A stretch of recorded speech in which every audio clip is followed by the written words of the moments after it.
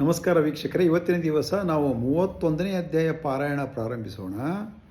ಶ್ರೀ ಗಣೇಶಾಯ ನಮಃ, ಶ್ರೀ ಸರಸ್ವತ್ಯಾಯ ನಮಃ, ಶ್ರೀ ಗುರುಭ್ಯೋ ನಮಃ, ಶ್ರೀ ಕುಲದೇವತಾಯ ನಮಃ, ಶ್ರೀ ಶ್ರೀಪಾದ ಶ್ರೀ ವಲ್ಲಭ ಶ್ರೀ ನರಸಿಂಹ ಸರಸ್ವತಿ ದತ್ತಾತ್ರೇಯ ಗುರುಭ್ಯೋ ನಮಃ.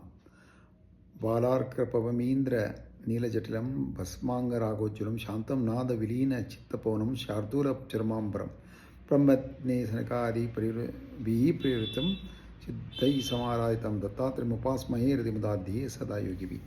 ಈ ಹಿಂದೆ 30ನೇ ಅಧ್ಯಾಯದಲ್ಲಿ ಮಾವುರಪುರದಲ್ಲಿ ಗೋಪಿನಾಥ್ ಎನ್ನುವ ಸದ್ಬ್ರಾಹ್ಮಣನಿಗೆ ಎಷ್ಟೋ ವರ್ಷಗಳ ನಂತರ ಒಬ್ಬ ಗಂಡ ಮಗು ಆಗ್ತಾನೆ.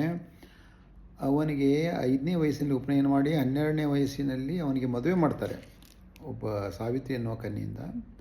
16ನೇ ವಯಸ್ಸಿನಲ್ಲಿ ಅವನಿಗೆ ಅನ್ನದ್ವೇಷ ರೋಗ ಬಂದು ಮುಂದೆ ಕ್ಷಯ ಮಾರ್ಪಟ್ಟು ದ್ರವ ಆಹಾರ ಮೇಲಿದ್ದು ಅವನು ಅವಾಗ ಎಷ್ಟು ವೈದ್ಯರನ್ನು ತೋರಿಸಿದ್ರು ಕಡಿಮೆ ಆಗಲ್ಲ. ಆವಾಗ ಸಾವಿತ್ರಿ ಅವಳನ್ನ ದತ್ತಾತ್ರೇಯ ಅವತಾರವಾದ ಶ್ರೀ ನರಸಿಂಹ ಸರಸ್ವತಿ ಗಂಧರ್ವಪುರದಲ್ಲಿ ಕರ್ಕೊಂಡು ಹೋಗ್ತಾಳೆ. ಅಷ್ಟರಲ್ಲಿ ಅವನು ಮರಣಿಸ್ತಾನೆ, ಗುರುಗಳನ್ನು ಇನ್ನೂ ಭೇಟಿಯಾಗೋಕ್ಕಿಂತ ಮೊದಲನೇ. ಅಷ್ಟರಲ್ಲಿ ಅವಳು ದುಃಖದಿಂದ ಆಳುವಾಗ ಗುರುಗಳು ಬಂದು ಒಬ್ಬರು ಇವರು ಬರ್ತಾರೆ, ತಪಸ್ವಿಗಳು. ಅವಳಿಗೆ ಹೇಳ್ತಾರೆ, ಈ ಥರ ನೀನು ದುಃಖಿಸಬೇಡ, ಯಾಕಂದರೆ ಹುಟ್ಟಿದ ಮನುಷ್ಯ ಸಾಯಲೇಬೇಕು, ಮತ್ತು ಈ ಥರ ನೀನು ಇಟ್ಕೊಳ್ಬಾರ್ದು ಇದರ ಮೇಲೆ, ಜೀವದ ಮೇಲೆ ಆಸೆ ಅಂತ ಹೇಳ್ತಾರೆ, ತತ್ವ ಹೇಳ್ತಾರೆ. ಆವಾಗ ಇನ್ನು 31ನೇ ಅಧ್ಯಾಯದಲ್ಲಿ ಸಿದ್ಧ ಯೋಗಿಗಳು ನಾಮಧಾರಕನಿಗೆ ಹೀಗೆ ಹೇಳ್ತಾರೆ. ಆ ಯೋಗೀಶ್ವರರು ಸಾವಿತ್ರಿಗೆ ಹೀಗೆ ಹೇಳಿದರು: ಸಾಧ್ವಿ, ಸ್ತ್ರೀಯರು ಆಚರಿಸಬೇಕಾದ ಧರ್ಮ ಹೇಳುತ್ತೇನೆ ಕೇಳು. ಪೂರ್ವದಲ್ಲಿ ಕಾಶಿಯಲ್ಲಿ ಅಗಸ್ತ್ಯ ಮಹರ್ಷಿ ಅವರ ಭಾರ್ಯೆ ಲೋಪಮುದ್ರ ವಾಸಿಸುತ್ತಿದ್ದರು. ಆ ಮಹರ್ಷಿ, ಅಗಸ್ತ್ಯ ಮಹರ್ಷಿ, ತಪಸ್ಸಿಗೆ ಮತ್ತು ಆಕೆಯ ಪತಿವೃತ್ಯಕ್ಕೆ ಮೆಚ್ಚಿದ ವಿಂಧ್ಯಚಲ ಪರ್ವತ ಅವರಿಗೆ ಕೊಡೆಯಂತೆ ನಿಂತಿರುತ್ತಿದ್ದನು. ಒಂದು ದಿನ ತ್ರಿಲೋಕ ಸಂಚಾರಿ ನಾರದರು ವಿಂಧ್ಯ ಪರ್ವತ ಕೇಳ್ತಾರೆ, ಈ ಪರ್ವತ, ನಿನ್ನ ಸರಿಸಾಟಿ ಯಾರೂ ಇಲ್ಲ, ಆದರೆ ನೀನು ಮೇರು ಪರ್ವತಕ್ಕಿಂತ ಚಿಕ್ಕವನು ಅಂದಾಗ ಕೋಪದಿಂದ ವಿಂಧ್ಯ ಪರ್ವತ ಬೆಳೆಯಲಾರಂಭಿಸುತ್ತದೆ. ಆವಾಗ ದಕ್ಷಿಣದಲ್ಲಿದ್ದ ಪ್ರದೇಶದಲ್ಲಿರುವವರಿಗೆಲ್ಲ ಕತ್ತಲಾಗಿ ಸೂರ್ಯನ ದರ್ಶನವಾಗದೇ ಇರುವುದರಿಂದ ಆ ಪ್ರದೇಶದ ಜನಗಳು ನಿತ್ಯ ಕರ್ಮಾಚರಣೆಗೆ ತೊಂದರೆಯಾಗುತ್ತೆ. ಆ ವಿಷಯವಾಗಿ ಋಷಿಗಳು ಮೊರೆಯಿಡಲಾಗಿ ಇಂದ್ರ ಬ್ರಹ್ಮನಿಗೆ ಭಿನ್ನವಿಸ್ತಾನೆ. ಬ್ರಹ್ಮದೇವರು ಉಪಾಯ ಹೇಳ್ತಾರೆ. ಕಾಶಿಯಲ್ಲಿ ಅಗಸ್ತ್ಯರೆಂಬುವ ಬ್ರಹ್ಮವೇತ್ತರಾದ ಸದ್ಗುರುವನ್ನು ಪ್ರಾರ್ಥಿಸಿ ಅವರು ದಕ್ಷಿಣ ದಿಕ್ಕಿಗೆ ಹೊರಡುವಂತೆ ಮಾಡಿ. ಆಗ ಇಂದ್ರ ದೇವತೆಗಳೆಲ್ಲರೂ ಕೂಡಿ ಋಷಿ ದಂಪತಿಗಳನ್ನು ದರ್ಶಿಸಿ ಪೂಜಿಸಿದ ಇಂದ್ರ. ಆಗ ಮಹಾಪತಿವೃತೆಯಾದ ಲೋಪಮುದ್ರೆಯನ್ನು ಹೊಗಳುತ್ತಾ ಆಕೆಯ ಮಹಿಮೆ ಕಾರಣವಾದ ಪತಿವೃತಾ ಧರ್ಮಗಳನ್ನು ಬೃಹಸ್ಪತಿಗಳು ಹೀಗೆ ಹೇಳಿದರು: ಸ್ತ್ರೀಯರು ಯಾವಾಗಲೂ ತಮ್ಮ ಪತಿಯನ್ನೇ ಶ್ರೀಹರಿಯಾಗಿ ಭಾವಿಸಿ ಸೇವೆ ಮಾಡಬೇಕು. ಬೇಸರವೆನ್ನುವುದಿಲ್ಲದೆ ಅತಿಥಿಗಳನ್ನು ಆಧರಿಸಬೇಕು. ಪತಿಯ ಅನುಮತಿ ಇಲ್ಲದೆ ಯಾವ ದಾನವನ್ನು ಮಾಡಕೂಡದು.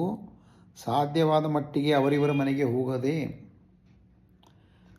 ಹೋಗಲೇಬೇಕೆಂದು ಬಂದಾಗ ತಲೆ ತಗ್ಗಿಸಿಕೊಂಡು ಹೋಗಬೇಕು. ದುಶ್ಶೀಲೆಯರ ಹೆಂಗಸರ ಒಡನೆ ಸ್ನೇಹ ಮಾಡಕೂಡದು. ಉತ್ಸವಗಳಿಗೆ ಜಾತ್ರೆಗಳಿಗೆಂದು ಒಂಟಿಯಾಗಿ ಹೋಗಬಾರದು. ಪತಿ ಮನೆಯಲ್ಲಿ ಇರದೇ ಇರುವಾಗ ಸ್ತ್ರೀ ಅಲಂಕಾರ ಮಾಡಿಕೊಳ್ಳಬಾರದು. ಗ್ರಾಮಾಂತರ ಹೋಗಿದ್ದ ಪತಿ ಹಿಂತಿರುಗಿ ಬರುತ್ತಲೇ ಸಂತೋಷದಿಂದ ಎದುರುಗೊಂಡು ಭಕ್ತಿಯಿಂದ ಕಾಲ್ತೊಳೆದು ಒರೆಸಿ ಬೀಸಣಿಗೆಯಿಂದ ಬೀಸಿ ದಣಿವಾರಿಸಬೇಕು. ನಂತರ ಅವನಿಗೆ ಆಯಾಸ ತೀರುವವರೆಗೆ ಕಾಲೊತ್ತಿ ಸ್ನಾನ ಮಾಡಿಸಬೇಕು.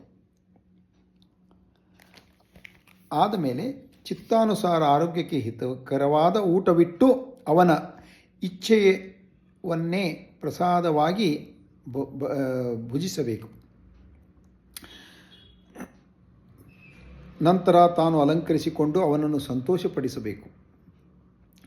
ಪತಿಯನ್ನು ನಿದ್ರೆ ಮಾಡಿಸಿದ ಮೇಲೆ ತಾನು ನಿದ್ರೆ ಮಾಡಬೇಕು. ಅವನಿಗಿಂತ ಮುಂಚೆ ಎದ್ದು ಮನೆಗೆಲಸಗಳನ್ನು ಮುಗಿಸಿ ಅವನು ಎಚ್ಚರಗೊಳ್ಳುತ್ತಲೇ ಅವನಿಗೆ ಅಗತ್ಯವಾದ ಸೇವೆ ಮಾಡಬೇಕು. ಪತಿಗೆ ಬೇಕಾದ ಪೂಜಾ ದ್ರವ್ಯಗಳನ್ನು ತಾನೇ ಸ್ವಯಂ ಕೂಡಿಸಿಡಬೇಕು. ಮನೆಯನ್ನು ಶುಭ್ರವಾಗಿಟ್ಟುಕೊಳ್ಳಬೇಕು.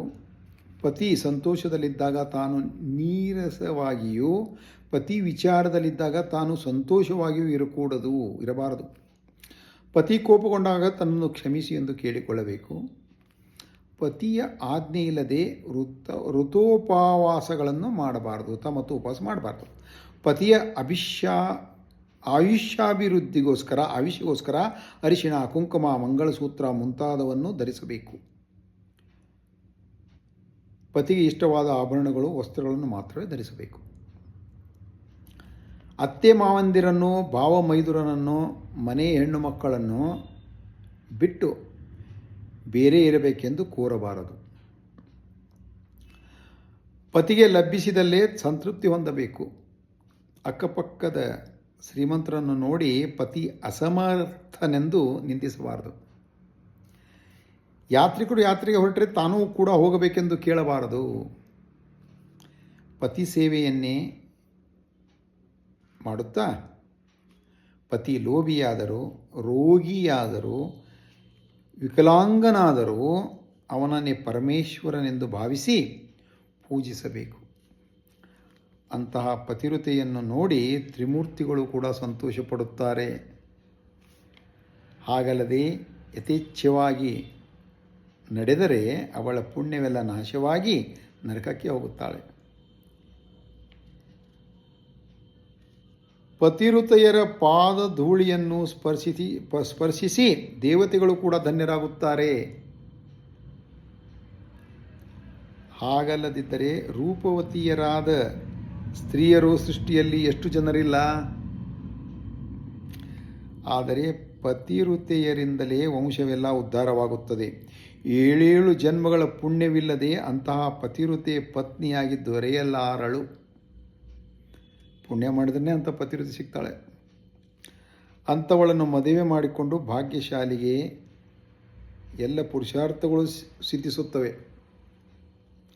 ಅಂತಹ ಪತ್ನಿ ಇಲ್ಲದೆ ಯಜ್ಞವೇ ಮೊದಲಾದ ಧರ್ಮಗಳು ಸಾಫಲ್ಯ ಪಡೆಯಲಾರವು. ಆಕೆ ವಾಸಿಸಿದ ಮನೆಯೇ ಮನೆ.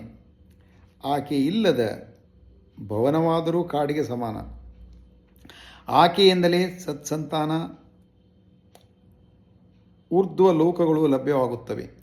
ಆಕೆಯನ್ನು ಕಂಡರೇನೆ ಭೂಮಿ ತನ್ನ ಸಹಜ ಕಾಠಿಣ್ಯವನ್ನು ತೊರೆದು ಹೆಜ್ಜೆಗಳಿಗೆ ಮೃದುವಾಗುತ್ತದೆ. ಆಕೆಯ ಸಹಚರ್ಯದಿಂದ 7 ಜನ್ಮ ಪಾಪಗಳು ಕೂಡ ನಾಶವಾಗುತ್ತವೆ. ಗಂಗಾ ಸ್ನಾನದಿಂದ ಬರುವ ಪುಣ್ಯ ಪತಿವ್ರತೆಯ ದರ್ಶನದಿಂದ ಉಂಟಾಗುತ್ತದೆ. ಇಲ್ಲಿಗೆ 31ನೇ ಅಧ್ಯಾಯ ಸಮಾಪ್ತವಾಯಿತು. ದತ್ತಾಯ ಗುರುವೇ ನಮಃ. ಶ್ರೀಪಾದ ಶ್ರೀವಲ್ಲಭಾಯ ನಮಃ. ಶ್ರೀ ನರಸಿಂಹ ಸರಸ್ವತಿ ನಮಃ. ತಾವುಗಳು ಯೂಟ್ಯೂಬ್ನಲ್ಲಿ ಲೈಕ್ ಮಾಡಿ, ಸಬ್ಸ್ಕ್ರೈಬ್ ಮಾಡಿ. 32ನೇ ಅಧ್ಯಾಯಕ್ಕೆ ಕಾಯಬೇಕಾಗಿ ವಿನಂತಿ.